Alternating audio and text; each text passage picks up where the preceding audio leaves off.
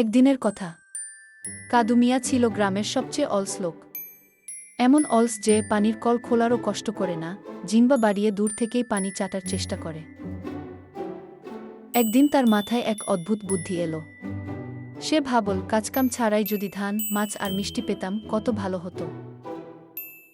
তাই সে বাড়ির উঠোনের মাঝে শুয়ে রইল আর মুখ হা করে রাখল। ভাবল, আকাশ থেকে খাবার পড়বে।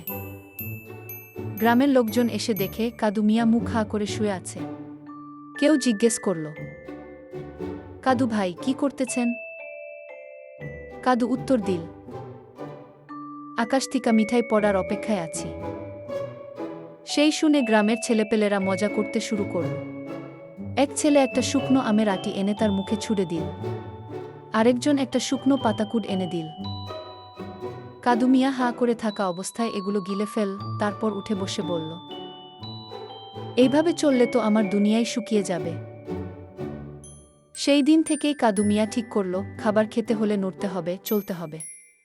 এরপর আর কেউ তাকে অলস অবস্থায় দেখতে পায়নি, শুধু মাঝে মাঝে দেখা যেত মুখে পান খেয়ে পকেটে মুড়ি নিয়ে দৌড়াদৌড়ি করছে। এরকম আরও ভিডিও পেতে চাইলে ফলো দাও, ইউটিউব হলে সাবস্ক্রাইব করো।